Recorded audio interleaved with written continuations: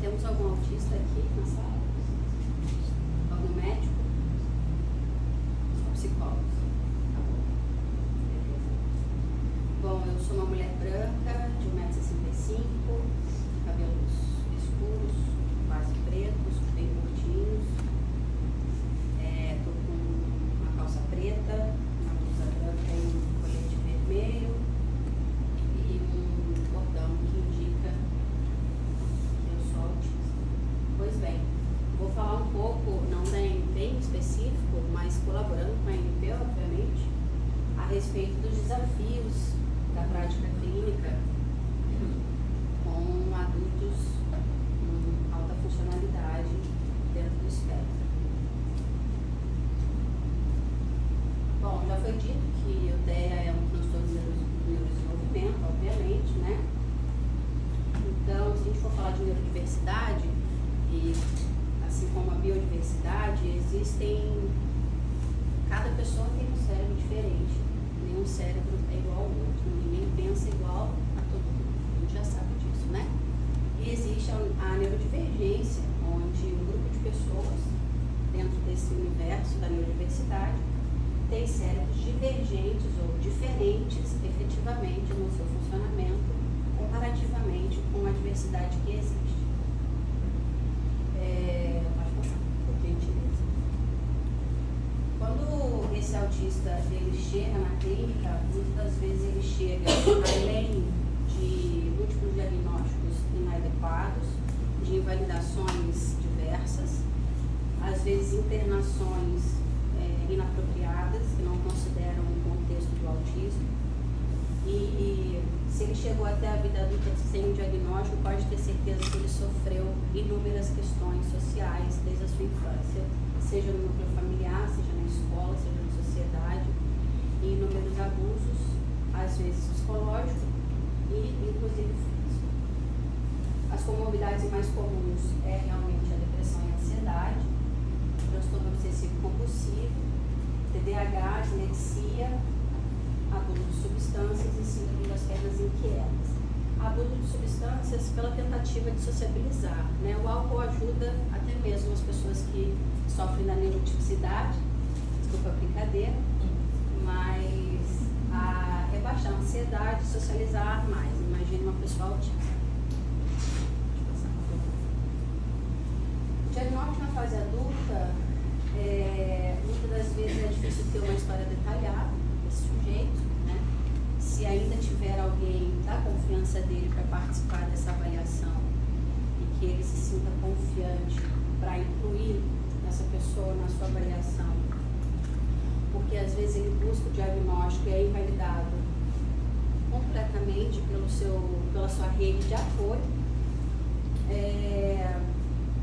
E eu gostaria de deixar algo bem marcado aqui para vocês. Quem dá o diagnóstico de autismo não somos nós, não somos médicos, psiquiatras e nem neurologistas. Quem dá o diagnóstico é a história do paciente. Então, se você não tem interesse na história do paciente, uma curiosidade na história desse paciente, você é uma pessoa que não está no lugar certo para fazer aquela avaliação. Critérios são importantes, né? Todo mundo já leu o DSM-5-TR. Obrigado, então podemos passar. Eu quero falar sobre a população negra. Pessoas pretas, elas recebem menos diagnóstico ou têm mais diagnóstico errado pela questão do acesso mesmo. A gente não tem hoje uma rede que apoie e que traz a integralidade do cuidado a autistas adultos. E existe um atravessamento do racismo, obviamente, onde quando você fecha os olhos e você imagina uma pessoa autista, você imagina um menino branco autista, né? Você não imagina uma mulher negra, você não imagina um homem negro, você não imagina pessoas pretas autistas. Então, muitas vezes, esse diagnóstico equivocado vem muito baseado em transtornos de conduta, não compreendido enquanto uma manifestação de uma irritabilidade ou de um shutdown, de um meltdown, ou de uma sobrecarga sensorial. É importante ser dito isso, porque a gente está cada vez mais recebendo na clínica não só crianças, mas adultos autistas sem diagnóstico, e o atravessamento não só machista, como a colega disse, onde o TEA em mulheres é muito pouco compreendido. Vou falar um pouco mais à frente a diferença na vida adulta do TEA em mulheres e homens, mas o atravessamento do racismo, ele dificulta o diagnóstico, sendo que mais da metade da população brasileira é uma população que se autodeclara negra e representam mais ou menos 80% dos usuários do SUS. Bom, os homens, eles podem ser quem eles querem, né? Eles podem fazer o que querem, eles desde sempre, historicamente, eles que estiveram à frente, eles que chegaram à lua, eles que criaram coisas, eles que tiveram voz, e não existe quem diga, não faça isso, pois é inadequado. O machismo, ele atravessa até mesmo as mulheres, onde as mães falam, mas é o jeito dele, mas é só uma forma dele se expressar. Já nós mulheres, não. O tempo todo, desde a sua infância, se você é mulher, você foi ensinada a senta direito, menina não faz isso, menina não fala aquilo. Então, as mulheres são muito mais hábeis socialmente, não somente em se comunicar, mas em compreender e ter uma leitura do que é esperado delas. Então, o copying, que é copiar comportamentos adequados ou que a mulher percebe que são bem vistos e bem quistos socialmente, existe essa cópia onde a mulher autista faz, porque ela sabe que vai ter um bom retorno ou uma boa consequência relacionada àquilo.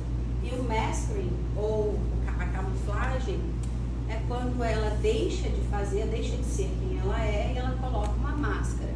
Quando a gente chega na fase adulta e a gente faz e dá o diagnóstico para uma mulher, é importante a gente saber que essa máscara que essa mulher usa, ela já nem é máscara, ela já faz parte da pele dessa mulher. Às vezes ela não consegue nem identificar o que é máscara e o que é pele. É difícil identificar o que ela realmente gosta, quem ela realmente é. Então, muitas pacientes, elas falam que eu preciso criar então um quarto personagem. Um personagem que é talvez quem eu realmente sou. Então, é muito devastador o pós-diagnóstico. Então, vocês que dão diagnóstico a pessoas autistas na fase adulta, é importante que vocês saibam que é libertador em muitos momentos, né? A gente passa a ter licença poética para muita coisa, mas também é devastador. Então, é possível ter diversas crises de meltdown, shutdown. Efetivamente, a pessoa consegue sentir mais e ter mais essas crises após o diagnóstico, porque ela consegue nomear e permitir que isso aconteça. Aí vem uma sobrecarga gigante, porque principalmente se a pessoa ela é tímida, como a colega disse, né, não percebe muito bem as suas próprias emoções, por isso não percebe muito bem o que o outro está expressando emocionalmente. O download emocional, ele é feito quase que posteriormente à vivência. Então é um download que traz sofrimento posterior e um sofrimento enorme. Então são mais propensas a esconder sentimentos, são geralmente mais motivadas à sociabilização. Então, se você for muito quadradinho e quadradinha nos critérios diagnósticos do DSM, você não consegue encontrar nem o adulto, muito menos a mulher ali dentro, né? A não ser que você consiga ler as nuances do DSM. São muito mais vulneráveis a relacionamentos íntimos, onde se tornam vítimas pela uma certa inabilidade de compreender. A literalidade ajuda essas mulheres a não compreenderem diversas manipulações e maldades, tá? E por aí vai. Bom, os homens, eles são mais propensos a internalizar sentimentos. Dentro do universo masculino, as únicas emoções que são aceitas é a alegria e a raiva, né? Tristeza não é bem visto, o homem não chora. O nojo é frescura. Tristeza, nojo, o medo nem se fala, né? O homem não tem medo, tem que ser corajoso. Então, o que nos resta é a raiva e a alegria. Não passa uma folha de chuva. A inadequação são muito mais bem aceitos, né? A gente vê homens maduros, entre aspas, maduros na idade, né? Fazendo coisas inadequadas, abordando pessoas de forma inadequada.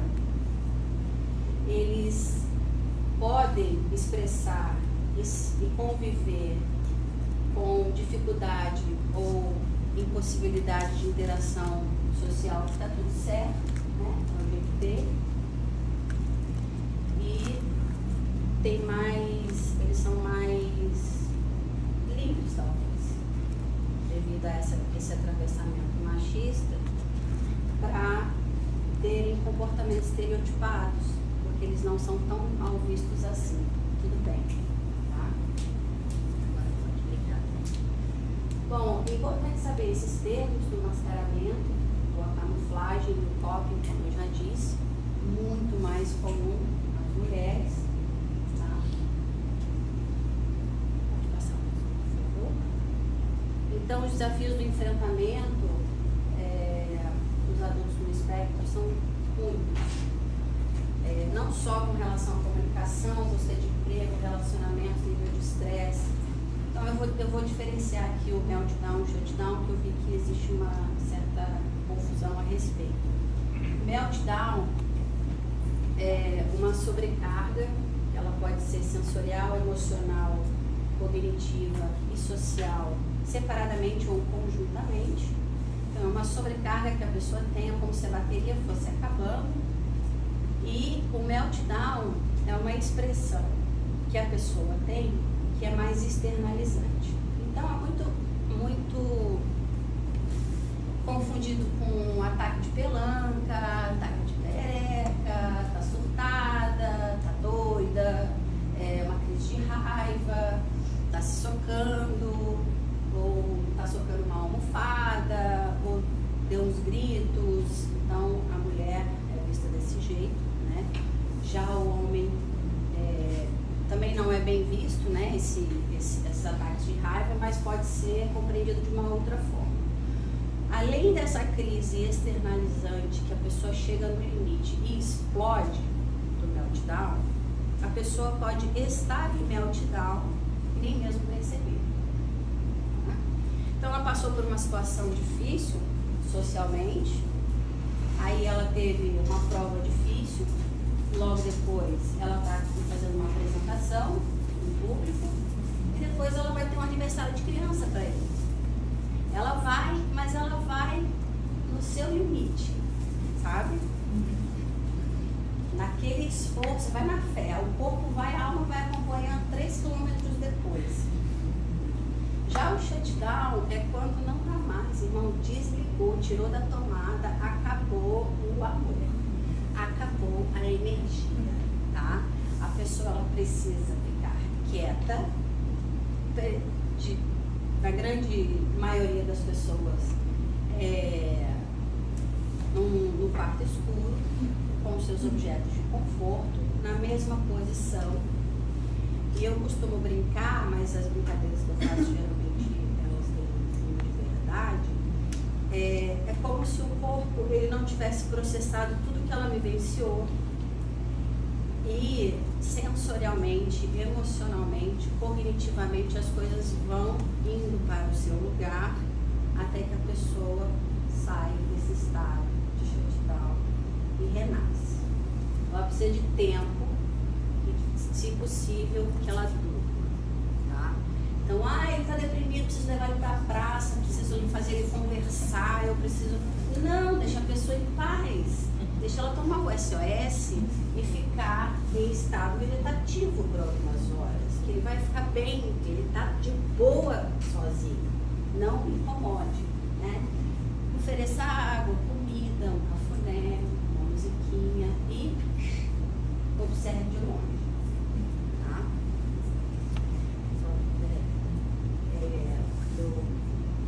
Vai sobrar tempo, mas não tem problema, falei rápido.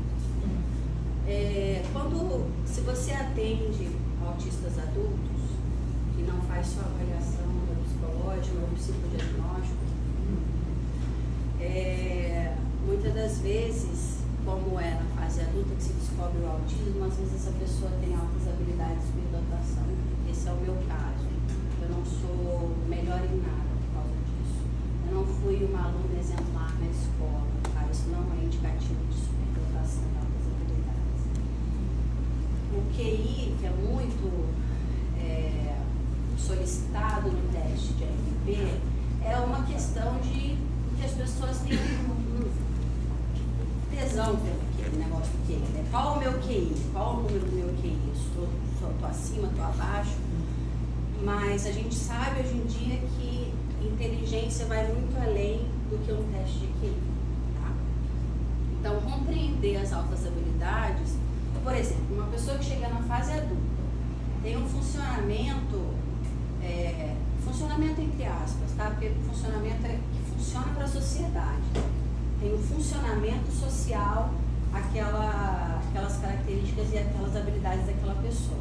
Pode não ser funcional porque não atende à sociedade, né? Mas mesmo assim é um alto funcionamento. Uma pessoa que consegue ler aos 3 anos não é algo comum, né? Existe uma hiperlexia, já pode observar ali algumas altas habilidades.